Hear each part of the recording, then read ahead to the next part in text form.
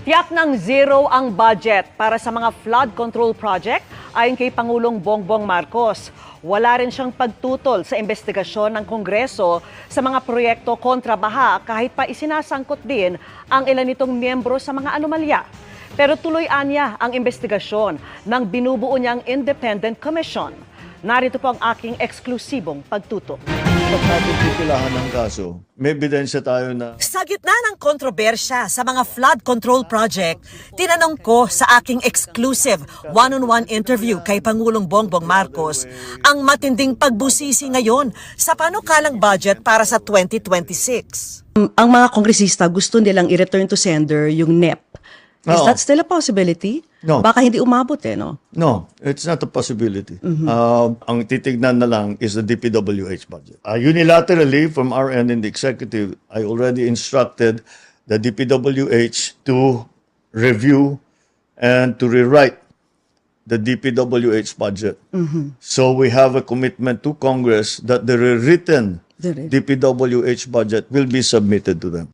Kasama sa magiging pagbabago sa 2026 budget, magiging zero budget na ang mga flood control project.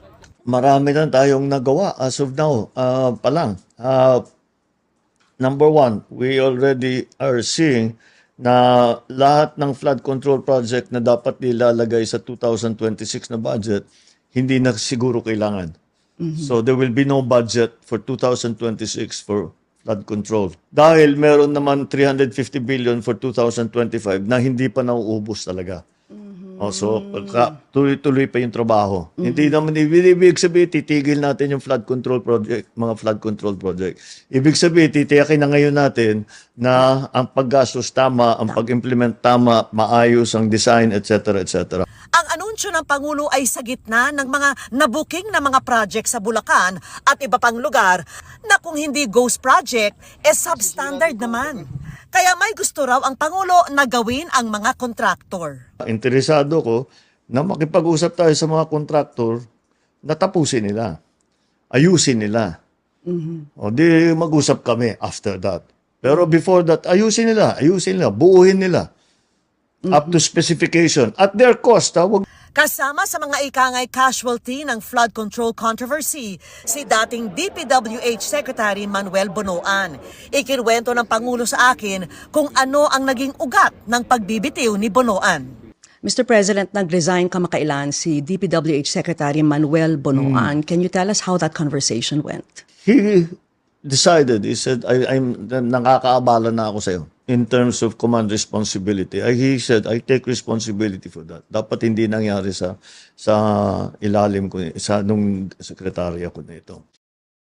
So, bibitawan ko na lang. Sabi. And you chose Vince Dizon as your new DPWH Secretary. Why do you think is he the right person to clean up the department? He did a very good job in DOTR, and I think he understands very well what needs to be done. He will do whatever is necessary, even if it's a little difficult, kahit na medyo may magagalit sa kanya. Kaugnay naman sa ginagawang investigasyon ng Kamara at Senado, sabi ng Pangulo, Alam mo, prerogative ng Kongreso yan eh. Patuloy natin. At kahit papano, pagka may masusing investigasyon, kahit papano meron tayong makukuha din dyan. So baka makatulong din. Pero sa palagay nyo, dapat bang at least mag-inhibit yung mga may kaugnayan dito sa mga issue nito? Wala na mga amin na may kaugnayan sila eh, di ba? Kahit sino. So hindi sila mag-inhibit. So kahit sabihin mo, at saka wala namang power ang executive sa legislature. Gagawin nila yung gagawin nila. But that's their prerogative. pero tuloy na tuloy raw ang paggulong ng sariling investigasyon ng binubuo niyang Independent Commission. So far, Mr. President, pinangalanan na yung mga contractor, pati mga anak nila na babash sa social media. Yeah. No, may mga tinanggal na taga DPWH and some cases are being filed against them. Paano naman po kung sangkot si Kong, si Gov, si Mayor? How far are we gonna take this? Until we solve the problem. Yung dapat natin pipilahan ng kaso, may ebidensya tayo na matibay. Yung big fish talaga, yung talagang nagpapatakbo.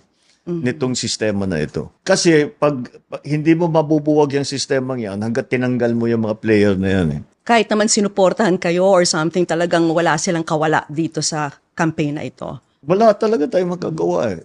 We have the truth has to come out. Kaya nagkaganto dahil pinabayaan. Yun ang nakapagtataka. Why were the people in the past looking the other way? Why? Because that's the system already. Kahit ayaw mo, masasagasaan ka ng sistema. Yung mga nandyan na aktibo dyan sa mga kalokohan na yan, atakihin ka para to get you out of the way kasi baka magsumbong ka pa. Para sa GMA Integrated News, Vicky Morales, Nakatutok, 24 Oras.